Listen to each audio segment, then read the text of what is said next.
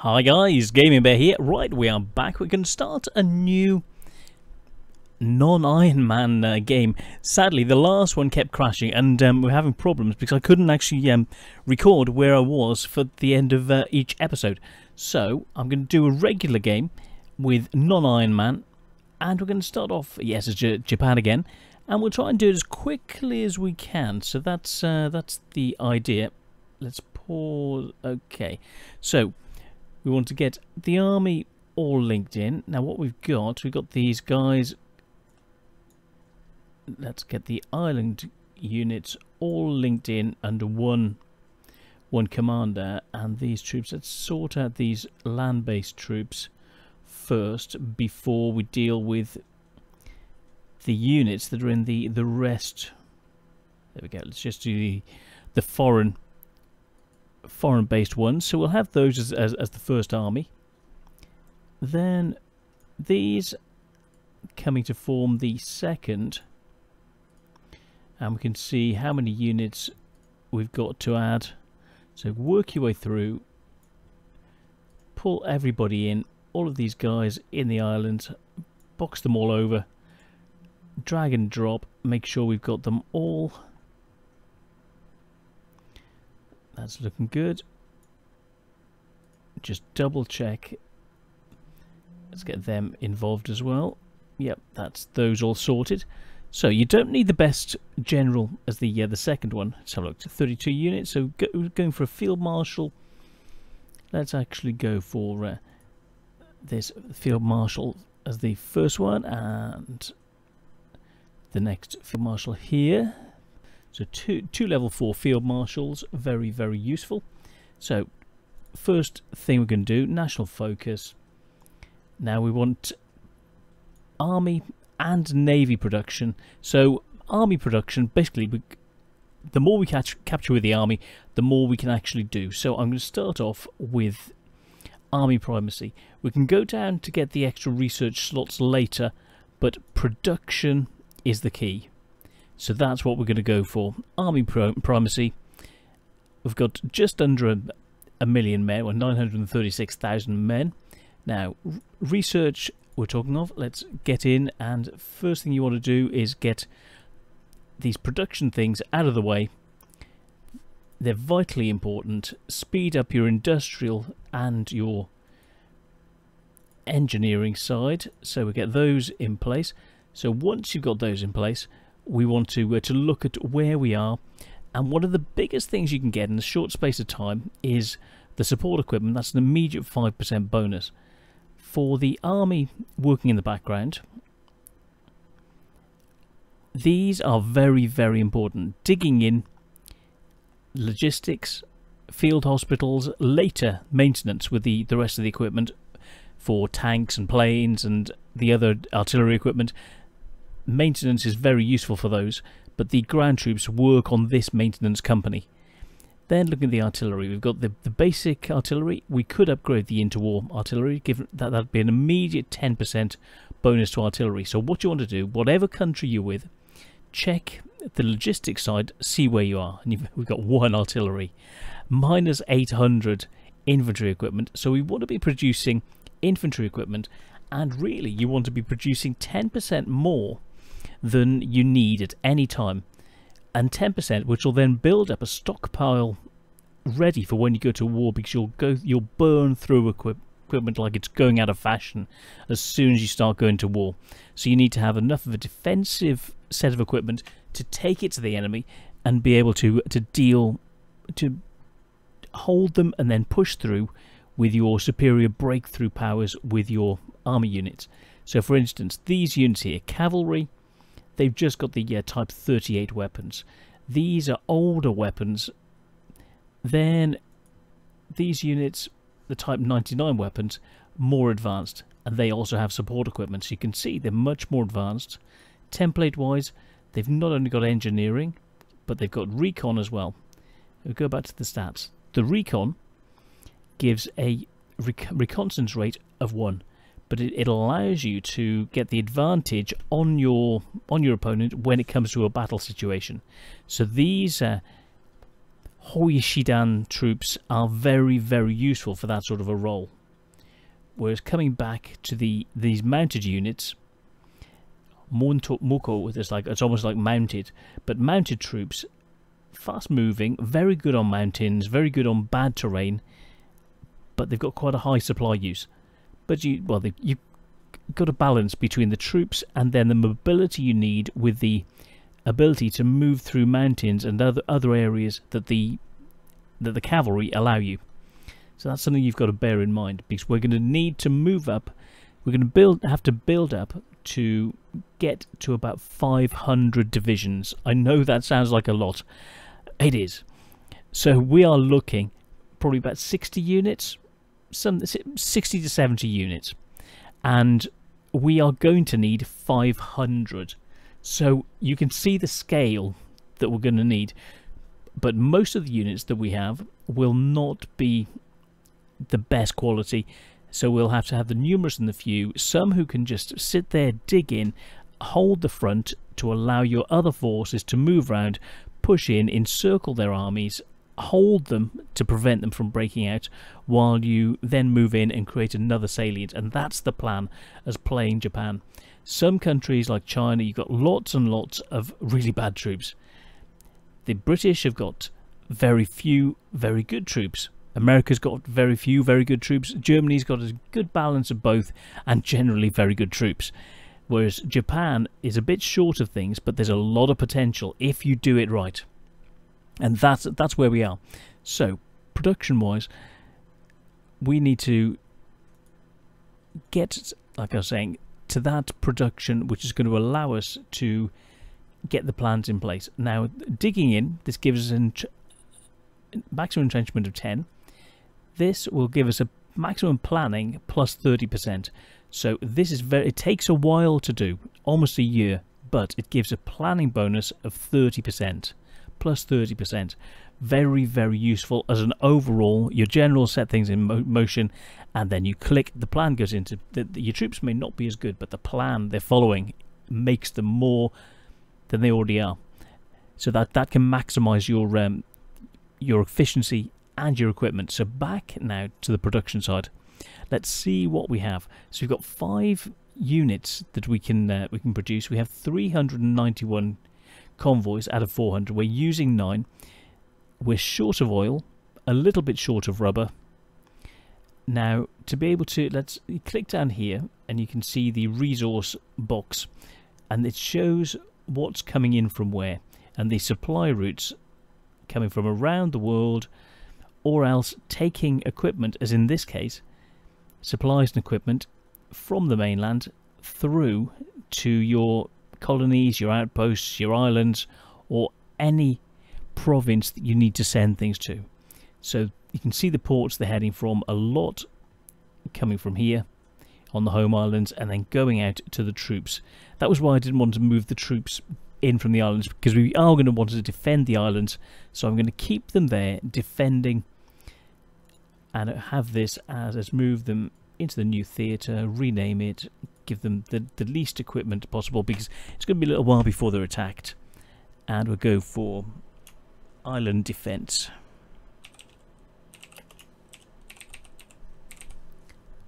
Island defence, that's sorted. So this theatre, external attack. I should go for external defence. External defence. And so this is a medium priority, whereas the home islands at the moment are just, they're just the lowest priority. So that's where we are with that. Now back to this production. So let's make sure, let's press shift click to move that to the top, so we can see the equipment that we're producing for our troops. Then we get the planes, then you see the ships down below, submarines. These are being produced, but they're not being allocated anywhere at the moment. So first thing you want to do is set up, is have a look at your fleets and set up your navies. So what I'm going to do is I'm going to pull all of the navies into one place down here in Nagasaki, move all of the fleets there, and then I can sort out what we've got where. Oops, let's just go for fleet, click on the fleet, and we're going to send them to Nagasaki, send all of these fleets to Nagasaki, and then we can reallocate them,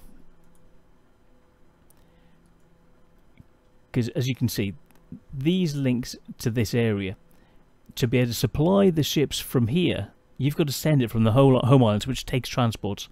So moving the ships, maintaining them in the home islands, but having them with a shorter supply route to where they need to operate, that's what we're going to go for. So then let's come out. I believe there are ships down here, so let's get these destroyers. Now we're going to want a unit which are protecting our supply routes and protecting near our home base. So we get all of these in. Let's try and make sure we've got everything sorted. Right, they're tied in. Work your way through. That's it. Those are sorted. Cool. They're all coming back, and then we can allocate the commanders to those units. And we can see next you check is your supplies. So click on the fuel tank here, the jerry can, and it shows where your supplies are coming through and potential issues you can see. So by coming in here, there's a port issue that you can only, you've got a throughput that is limited to 18. So we need to get more through in this region. We need to improve the supply through here, or else by having, because you can work up through the region here, and your transports are going to be safer than going around the coast, but it takes longer and it's slower for road transport. Ships are faster, but it's more dangerous for them to travel, and you can lose supplies. So you've got to balance those two as well. And so getting everything to the troops, the larger the front line you have, the more supplies you need. So we're going to maximize what we can do.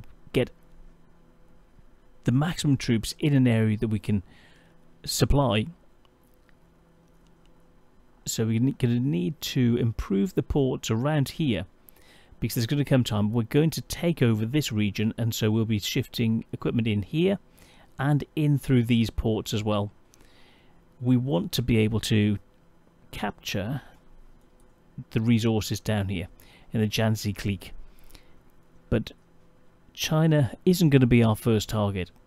First target is going to be the Dutch East Indies, the Netherlands. Capture this rubber and take over the production and supply of rubber to the world, or quite a large chunk of it, before we even think about going for the British mainland, going to war against the British Raj. So we're going to try and stay friendly, and we're going to try and go for our own. Instead of going with the fascists, we're going to come up with our own system and get people to come and join us. So there's going to be the Comintern for the Russians and the Soviets, the allies of Britain, France, America. Then there's Germany, and then coming down to Italy and the countries that join them. And on the other side, there's going to be us. So that's what we're going to go for. In this version, you've got Manchukuo, who are a subject state, and as you come in, click on this, and you can see manage subjects, and we can see that they're annexed, and you can actually spend points to demote them, but it takes political power to demote them and make them more subservient. The more subservient they are, the more you can get from them as them being your servants. Whereas if they're part of your country, but it's all yours anyway. But as time goes by with this new setup, you can they gain their own autonomy, and they can break away, and that can be further issues later down the line, which is really, really interesting. So we've got the army primacy underway. So ships and other production. Shipyards, we have 5. Now we're short of oil, but we want to have enough aircraft carriers. Now how are we going to do this? So at the moment, 3 carriers, 9 battleships. So at the moment we've really got the basis for 3 fleets. A carrier with each, 3 battleships, and then each of these units split into 3. So then if we want to produce a new navy, we're going to have to, well, keep these guys at these sorts of levels, and then produce one single navy a time, and then get additional subs just guarding the convoys and ready to give us information and controlling different areas. Now, to control the different areas, you need to have, click on the seaside, by the sea, and you control an area. So each submarine or unit can control and work in 3 different zones.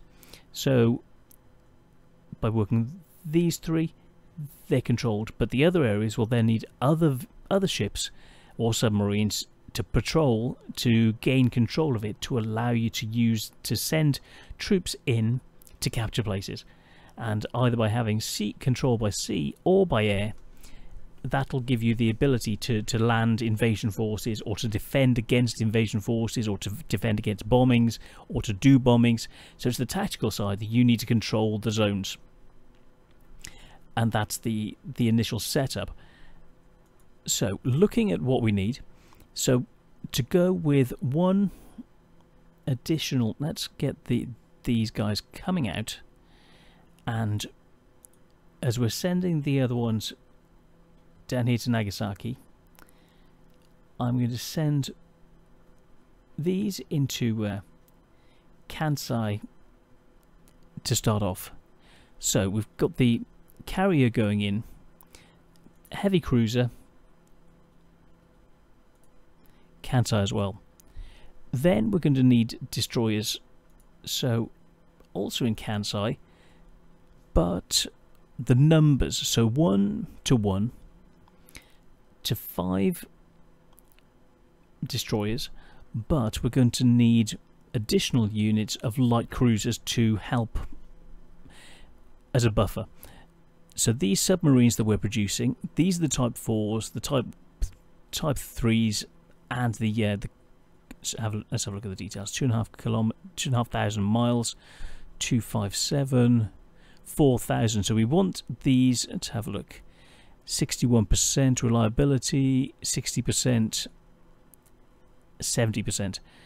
So we just want these 2 to finish and keep them. They're not very good.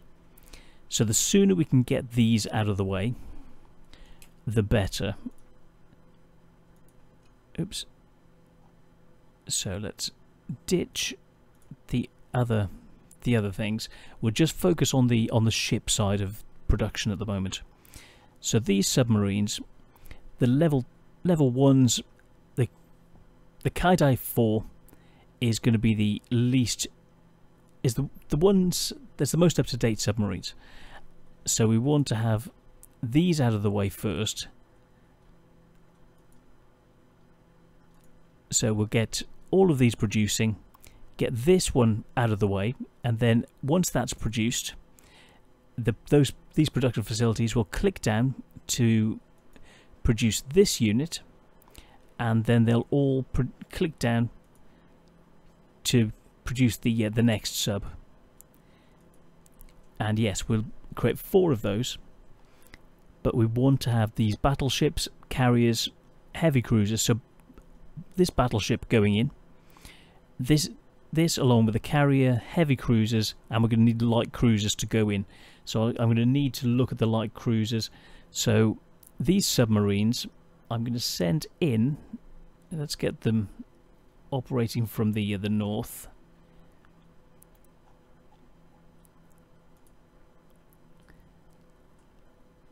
And get them here, Tohoku.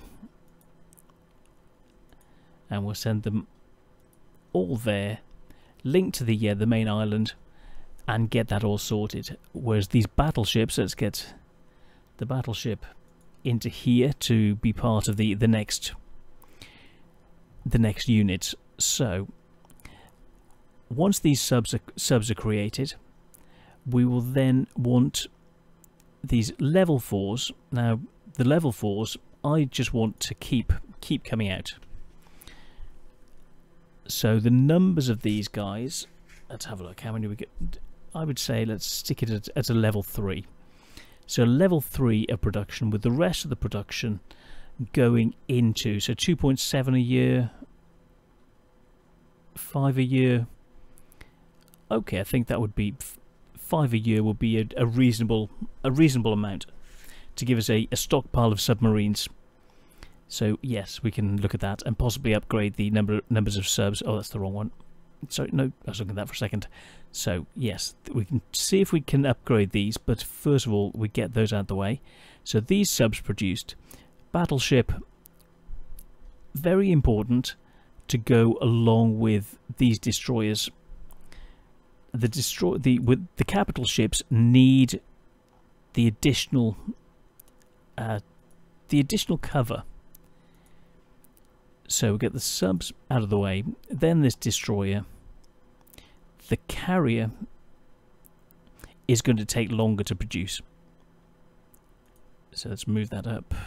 Nearly there. That's it.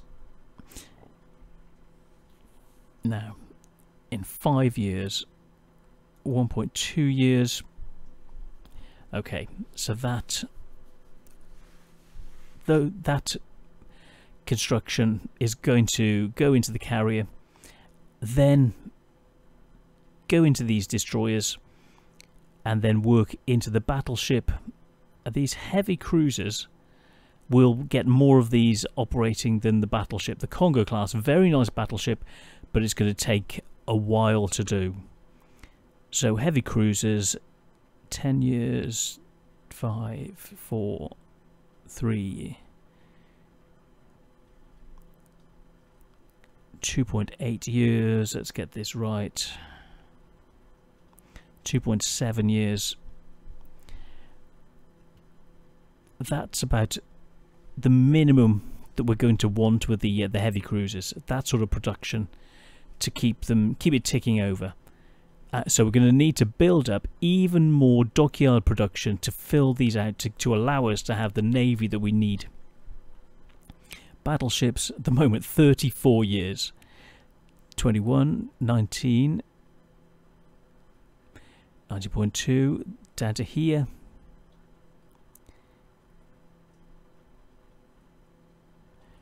Let's do all of those. So yes, as soon as we can get all of these fitted out, that'll give us a whole new battleship.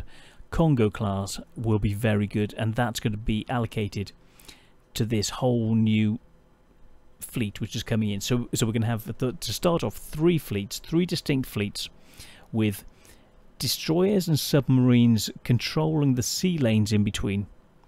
Destroyers are fantastic at finding their submarines. Submarines, theirs or ours, are great at either hunting or supporting these transports. So you can shadow the transports and spot what's there. Submarines are very good at spotting ships that are in the region. They're vulnerable, but they're good at spotting. So this is the navy side of things. We will need ships. So convoys, we would need to have 3 production. Seems like a lot, and well, it is a lot. But as Japan, you will need a lot of production.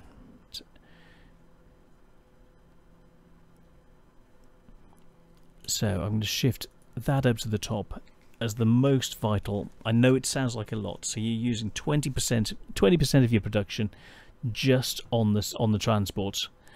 It's something you have to do as Japan. So now let's look at the air side. Something very vital.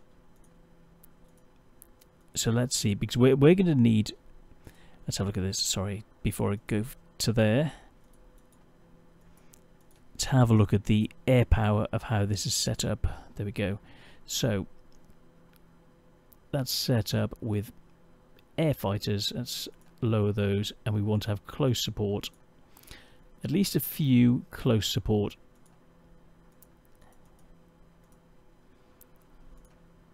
Close support, which they're good at taking out destroyers. Carrier fighters can stop their planes, and naval bombers are good against their heavier ships.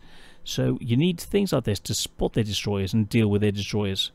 So that's why I have this sort of a setup. Naval bombers take down their carriers, fight them off, and fight their big ships. So that's where we are, and for that we need the planes. So now we know the number of planes that we've got. We'll look at the ship side. So we've got interwar fighters, carrier naval bombers. Now we are going to need to look at the number of planes that we've got. So let's look at what we have. Tactical bombers, 102 naval, 123 carrier fighters, close support with 165 carrier. So that's quite a nice start, but we're going to need to keep those ticking over. So interwar fighters, useful. Let's see what we have. Those are the best fighters we've got, so we'll keep those in production, and let's go with that because we're going to need for a month, so roughly just over one a week. Interwar fighters, vital to have them. Naval bombers, we can run them from land or from the carriers, and with new carriers coming on board, we will just need more. So there we go, 1.2 a month, probably more. Let's go for, that's where we're going to need to be. So that's interwar fighters, carrier naval bombers, but we're going to need close air support, and let's have a look. Do we have any points? No points. So let's just use this standard variant. So naval close air support. This will give us, have a look. Let's start off with one production, and then we're going to need naval fighters as well. So shift that up to the top. So we've got the standard fighters, which they've got longer range. As you can see, the range is, let's have a look, 570 kilometers compared to the naval ones. The range, come on, where are you? Range 456. Not so good, but they can be based on the ships. So there we go. These normal fighters, naval bombers, close air support, that'll tide us over. But then we need other planes to be able to do things in the background. So to be able to later to use paras are going to need transport planes. So one unit of one production in transport planes is going to pay dividends later. So that's quite vitally important to help things running in the background. So we are going to need even more. So that's sort of the planes coming in. Transport planes, close air support, carriers, interwar fighters, and better close air support. But to help us with some of the battling, we're going to need interwar bombers, which they can do strategic bombing, naval targeting, ground. They're very good at all-round planes. Later on, they're not the greatest, but by producing a few of these, they're very versatile, and it can help beat down their troops in different areas where we need to focus. We also are going to need more. Let's have a look. Let's get this right. So normal naval bombers based in the islands, so they've got a longer range. They can do the same thing as the carriers, but they can cover different coastlines and give our transports more support and destroy incoming supports. And the production of these, it costs 26 production. These carrier-based ones, sorry, wrong ones. These carrier-based ones are 31, so these are 5 cheaper. So that's very useful. So let's move these up so you can see. Let's get them, put them up near the carrier naval bombers so you can see them operating.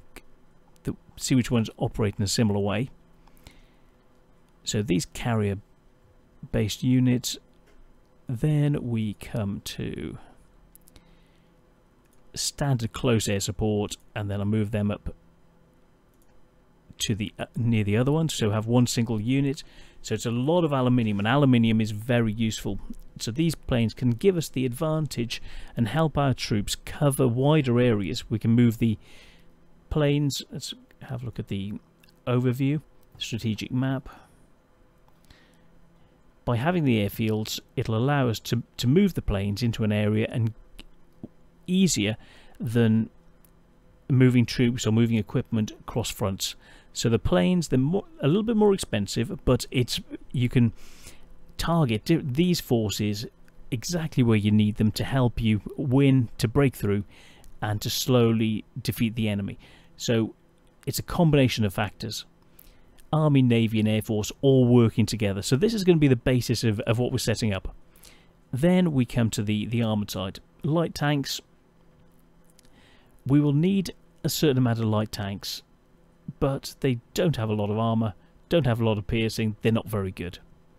And they use 1 oil, 2 steel. It's a lot to... It's a lot of cost. So, light tanks, we'll get some in. Let's then click on the tank side, so 1 unit of tanks.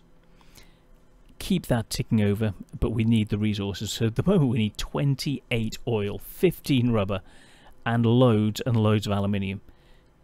It's huge, you know. So then we come to the production of military equipment. So we see what we're producing. The Type 99 is the more modern equipment, and it costs 0.5 per weapon. Okay, well, it's too much. You've got these old Type 38s. They're 20% cheaper, so you get 20% more for the same resources. Their defense and breakthrough, the defense is 20 compared to a defense of 22, so they're only 10% better. Does that 10% matter so much? Well, in defense, not really. In offense, it makes a big difference when you're trying to break through. So you want to have the better equipment in the best units, and this Type 38 on the board of very basic equipment, but you need lots and lots of it. So we're going to produce more of these units. So let's shift this up to the top, followed by the better equipment, and we will need, as if this is going to be 10% of our production, then we're going to need 30. Well, let's go with a full bar for this basic equipment. It seems like a lot, but we're going to need it. Then we have a look at the units that we've got to see exactly what these units have. So let's pick a typical unit. These guys just have equipment, but you can see 180 of 600, so they're down at about a quarter of the strength. This unit has got support equipment, no artillery. This unit has got artillery, support equipment, even motorized. Then we come up to the Marines. The Marines have got support equipment, so you're seeing that it's vital that we get support equipment. Then we come to the motorized. They need the armoured. They need support equipment and tanks. And you can see with the template, this shows exactly the numbers that we have. So we're going to need huge numbers of infantry equipment, then support equipment, and these tanks quite a large number to keep things ticking over. Now let's have a look at this other unit, their basic units. So if this is just a standard sort of unit, we're going to need more in the way of support equipment. So let's look at the production. Support equipment, that's roughly where we're going to need to be at this early stage. The towed artillery, we will need to build up, but it's just at this stage just going to go into these forward units, and some other units going to be interspersed where we need it. So I'd say that's going to be the level that we need. Now we come to the tungsten and these other materials. Up here you can see the lists of exactly what you've got to use resource wise. We've got a large amount of steel at the moment, aluminium not so much, tungsten a lot, chromium a lot, ready for the production. Now let's look at everything that we're producing in order, and you'll see how vital all of these things are. So at the moment the equipment here isn't being produced, so what is more vital? Are the carrier planes so important? I would say at the moment basic infantry equipment is more important. So let's bump that down in importance. The numbers of convoys, we've got enough, so that's less important at the moment. These subs, I want to finish this production, get it out the way, so that's quite vital. Then this secondary sub-unit, I want this out of the way as well. And then coming into this level 4 unit, level 6, level 6, I've been going for hours. So this level 6, we'll get these units in production, keep that rocking and rolling, because this is going to allow us to invade different places, prevent them to, because submarines prevent invasion of that you're invading places, or they're coming back to support troops or re-invade you.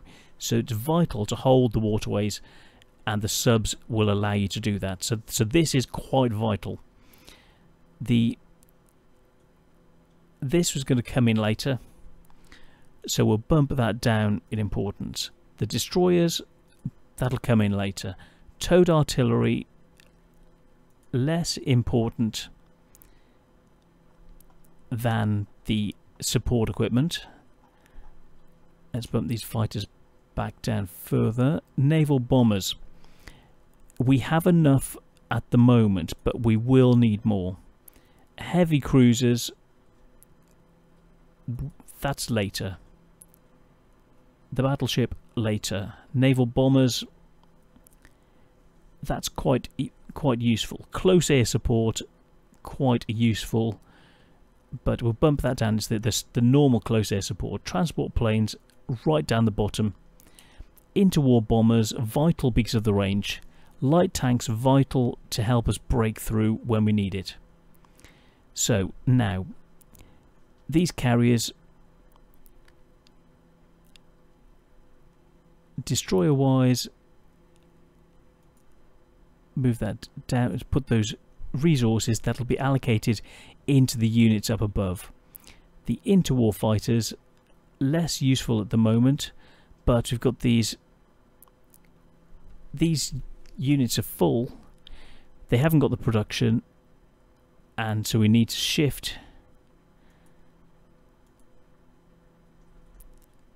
the production out for the moment to allow us to produce other things with those factories.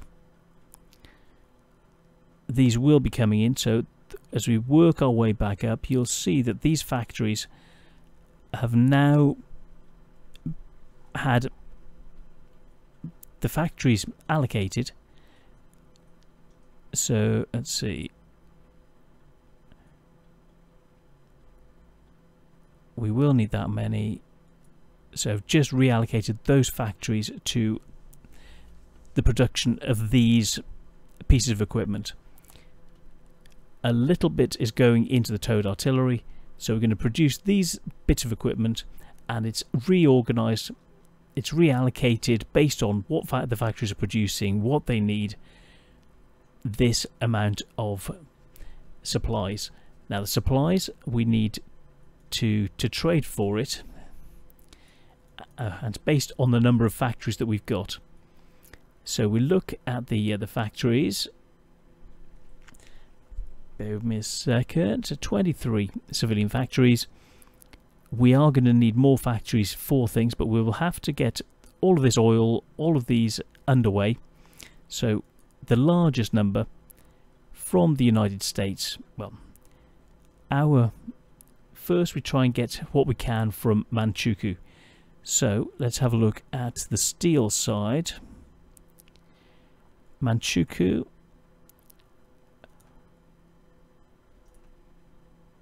We trade one civilian factory and we get 38 steel.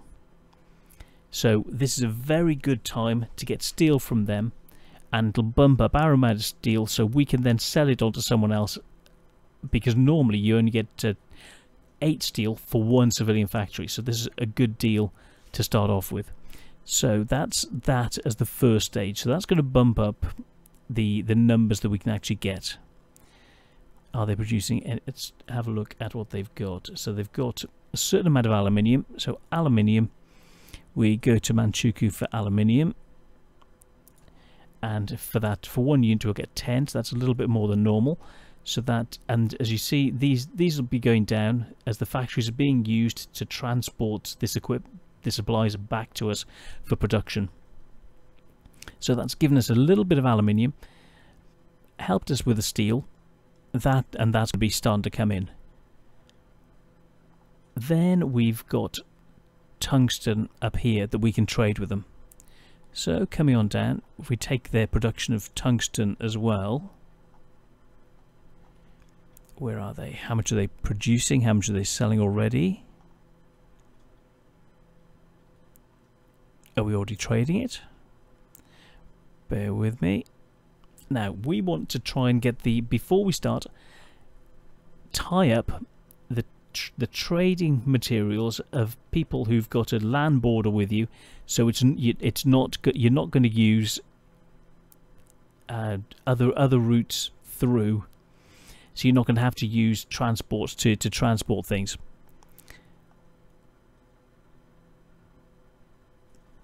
So working through, so back to the oil situation.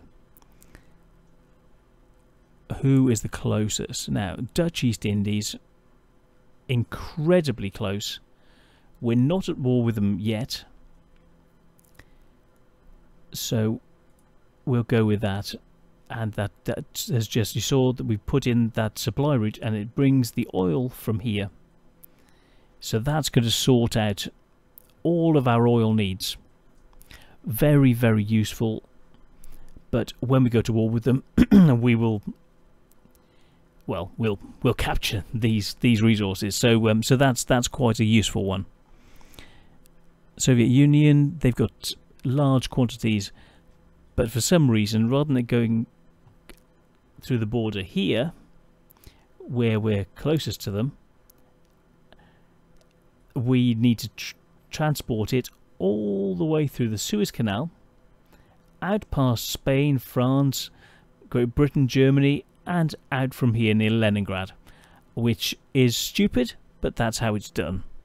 So yeah, but that's just saying about that. The oil side is dealt with. Now we need aluminium. Manchukuo is giving us 10, so we need additional units. Now coming down, German Reich would be useful, but they're so far away. So we've got the Dutch East Indies, and let's see if there's anyone else.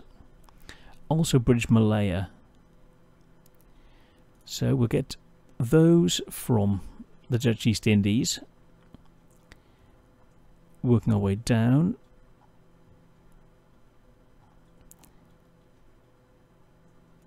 And Malaya. Let's get one from Malaya. So that's going to be our aluminium sorted. Then we are going to need supplies. Now rubber, we're not going to need a lot. Siam is near, and it's going to be a while till we're at war with them. We don't need to waste 2 factories, so if we just go with 1 factory, because we can produce more in the background, so that's going to be useful. But then if someone else takes their production, oh, okay, let's go with 2. That's dealt with. That's dealt with.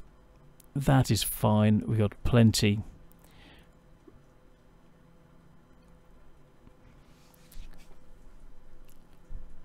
So that's going to sort out our production, but we will then need to use some of these factories to produce extra factories to give us extra production, which will then use the resources. So it's a bit of a balancing act at this stage. So to stop us having to trade with other people, we want to have synthetic oil, because at the moment, as you saw, we are short by 23. If the trade stops, then we can't produce what we need to produce. We will have a lot of rubber, we will have a lot of oil, and then these factories that we've spent time producing are going to be surplus to requirements. So let's look at the construction side. 13,000 cost, but if we produce a civilian factory, it costs 10,800, and for this 10,800 we can swap it for more oil or more rubber with someone else. So cost effectiveness wise, civilian factories are more valuable. I know it sounds weird, but that's just how it goes. So we want to have these factories. Oil production we can have here in the home island, because then you don't have to transport it. The factories you can have anywhere, but we want a number of factories all in one place. So looking for a large number that we can do. Now we can build 5 here, but we can build 3 here. So 3 factories there, and that's going to start using some of our factories. So we've got 14 factories that we've got. We're trading, and these factories are going to be built as the first thing, and then we can use this additional production to trade for more resources and to build additional factories. So where do we want the next factories? Well, let's put 2 factories there, and that's going to start kicking things off, working and producing the things that we need. I didn't show how much. So these are set 7,200 for a military factory. Later you can convert civilian factories to each other.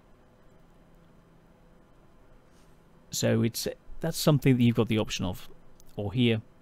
So you can convert civilian to military or military to civilian and back, depending on what you need when you need it. So that's useful. Now we will also need more naval dockyards. Naval dockyards can only go on the coast. So let's get a naval dockyard ready, and that's that dealt with as the next naval factory, ready to rock and roll.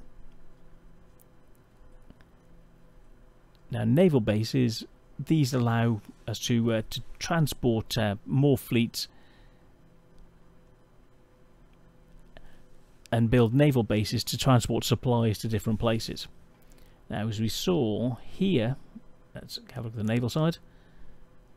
The naval number base capacity is only 6. We can only get 18 units of supply through. Well, to supply this area, to get things running into China through this single port, we will need more port capacity here, especially later when we're at war with Russia. So naval base, this will need to be upped. So 7, so we'll go for 7 at the moment, and keep pace with everything as it's rocking and rolling. Then we come to the islands. Island-wise, let's have a look at the naval base side of things. You can see these are only level 1s, these islands. Now we are going to need far higher levels to send the troops through and into the islands and supply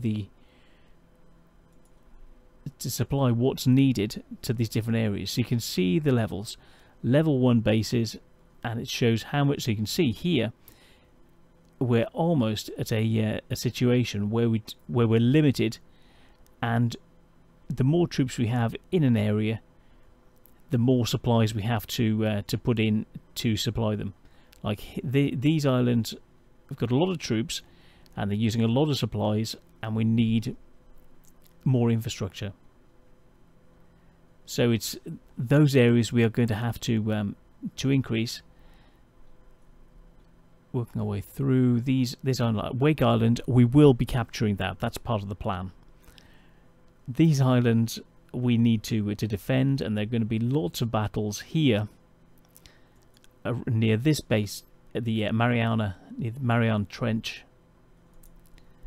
We'll need to supply this area as with air power, but while having at the same time the island here, Iwo Jima, of having naval and shipping base, which is going to supply this whole region, and it's going to be closer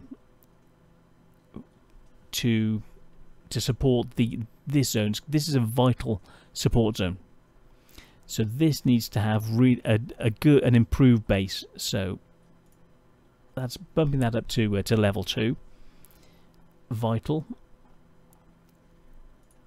plus the base there, and the islands down here. That's level 6. That's brilliant. That's pretty good already. And then port here, it's at level 10 already, but we've got a really huge throughput. We're supporting 35 units. So we've got fighters, we've got lots of ships linked here that are using it as their home port. So like these units, they're based in Taiwan.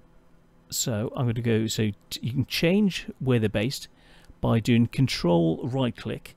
So control right click, and I'm going to select, let's get everything all together.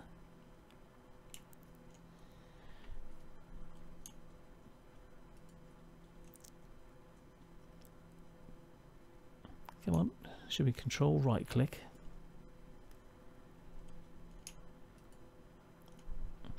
Well, we will sort that out. Why isn't it changing home base?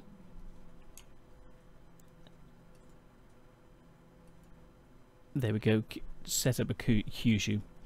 So that's now the home base, and we'll look back at the allocation side, and we can now see that this is they're still supplying that amount, but it will be, these won't be supplied from there anymore.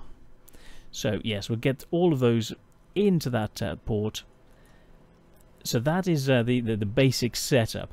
Now we're going to need to build more armies. Yes, we've got those armies and we need to supply them. That equipment's going to be coming out, or something else we need is going to be... So we've got these weapons coming out, submarines, all the rest of it. Let's get rid of the ships because they're dealt with. The planes we've dealt with. So we've got support equipment. We need infantry equipment and artillery, light tanks. What we'll also need is motorized. Motorized is quite a vital thing, especially when we need to do the first aid side. So that will need to be up at a level 3, I would say. So let's bump that up to just above the motor, up above the light tank. Towed artillery, quite important. And for now, let's put that at level 3, level 2 actually. This basic equipment, that's looking good. So let's bump that to level 4. This support equipment, bump that to level 4. Motorized level 2. Yeah, okay, that will work out. So let's tick the production of equipment, of units. Now, looking at these units, this is quite a good unit. Recon companies, huge amount of troops, lots of infantry equipment, 1,200 infantry equipment and 40 support equipment. So not a lot of support equipment, but an awful lot of infantry equipment. The tanks, some support equipment, infantry equipment, but 120 light tanks. But they're backed with standard infantry. So even though these tanks can move at 12 kmh, the standard troops themselves are only slow. They followed the British model with their tanking, because they had the British had two different types of tanks, two different setups.